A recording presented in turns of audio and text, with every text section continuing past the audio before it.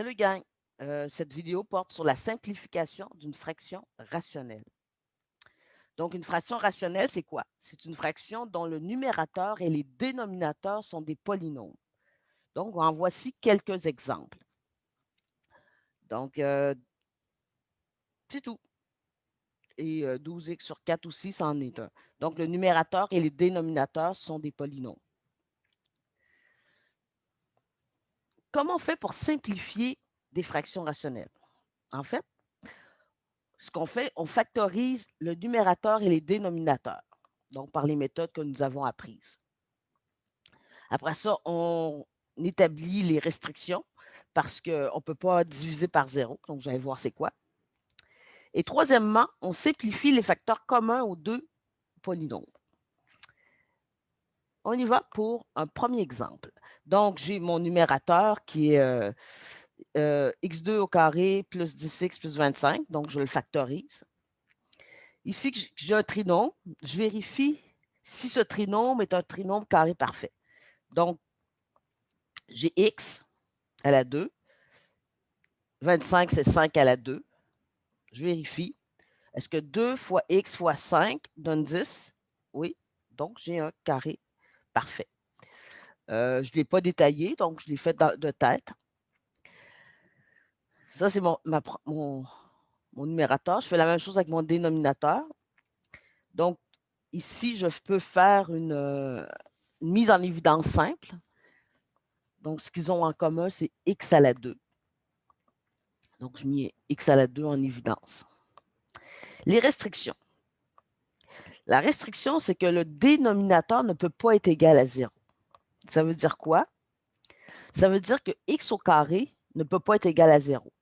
Parce que s'il était égal à 0, ça ferait 0 fois la parenthèse. Bon, ça ferait 0. Donc, x au carré doit être différent de 0. Donc, x doit être différent de 0. X plus 5 aussi doit être différent de 0. Donc, x n'est pas égal à doit être différent de moins 5, n'est pas égal à moins 5. Ce que j'ai fait, j'ai envoyé mon 5 de l'autre côté. Donc, ça fait moins 5. On simplifie maintenant. Donc, mon numérateur, c'est x plus 5 fois x plus 5. Mon dénominateur, c'est x au carré fois x plus 5. Je simplifie, mais je barre mes x plus 5. Il me reste juste ça. X plus 5 sur x au carré, où x est différent de 0, mais aussi x est différent de moins 5. Donc, j'écris toujours mes restrictions. Un autre.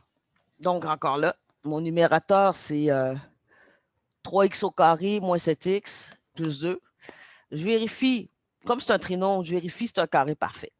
Toujours prendre le temps de le vérifier parce que si c'en est un, c'est le fun, ça se fait rapidement. Ici, 3, ce n'est pas le carré de rien, donc automatiquement, c'est sûr, je n'ai pas un carré parfait. Donc, je vais utiliser somme produit. Ma somme, c'est moins 7, puis mon produit, 3 fois 2, ça donne 6. Donc, moins 6, m plus n, donc moins 6 plus moins 1 plus moins 6, ça donne moins 7. Puis moins 1 fois moins 6, ça donne 6. Bingo, j'ai mes deux chiffres. Donc, ça fait 3x au carré, moins 1x, moins 6x plus 2. Donc, double mise en évidence.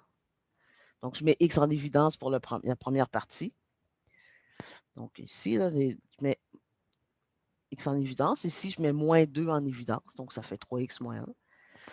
Et voilà, 3x moins 1. L'autre, j'ai été un petit peu vite, je m'en excuse. C'est un carré parfait. Donc, j'ai 9 qui est le carré de 3, puis 1 qui est le carré de 1.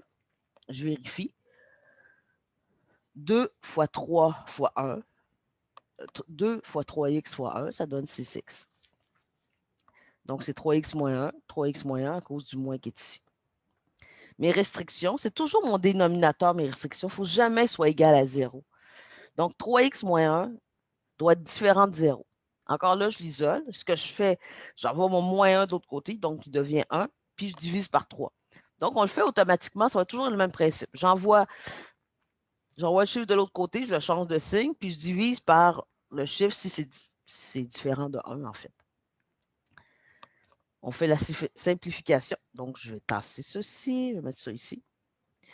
Donc, je simplifie. Donc, c'est 3x moins 1 fois x moins 2 au numérateur et 3x moins 1 fois 3x moins 1 au dénominateur.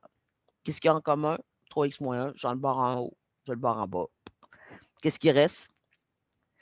X moins 2 sur 3x moins 1, où x doit être différent de 1 tiers. Donc, ce que j'avais ma restriction de tout à l'heure.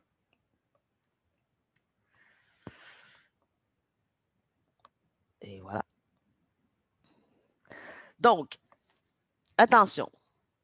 Puisqu'il est impossible de diviser par 0, il faut poser des restrictions dans une fraction rationnelle afin que le dénominateur n'égale pas 0. Donc, c'est ce qu'on a fait, vous avez pu remarquer. Une division par 0 n'existe pas. C'est une valeur non définie. Ces restrictions doivent être posées avant de simplifier. Donc, avant de barrer mes affaires, j'établis mes restrictions. Donc, ici, j'en ai mis quelques-unes, quelques exemples. Donc, ici, vous voyez, j'ai x plus 4, donc j'ai envoyé mon moins 4 de l'autre côté, donc ça fait x moins 4. Donc, x doit être différent de moins 4. Ici, j'ai x moins 2, j'envoie mon 2 de l'autre côté, bon, x est différent de moins 2. Dans cette situation-ci, j'en doit être différent de 0, donc j'envoie mon 5 de l'autre côté, donc devient positif, et je divise par 3. Donc, c'est le réflexe que vous devez avoir dans votre tête. Ici, ça va faire le quatrième, là, oh, ma souris est où? Donc, ça va faire, j'ai plus 1, ça va faire moins 1 divisé par 2. Ici, ça va faire 5. Oh, il n'y a pas de divisé par 3. Je vais juste faire un copier-coller. Je m'en excuse. Donc, ça donne différent de 5. Et pour finir, moins 3 sur 4. Donc, c'est juste ça que vous avez à faire. C'est à vous. Donc, vous devez trouver les restrictions. Fait que je vous laisse les recopier. Puis, vous faites ça dans votre cahier. Vous m'envoyez une photo si on est si vous êtes à la maison. Sinon, vous me montrez ça dans votre cahier en classe. C'est tout.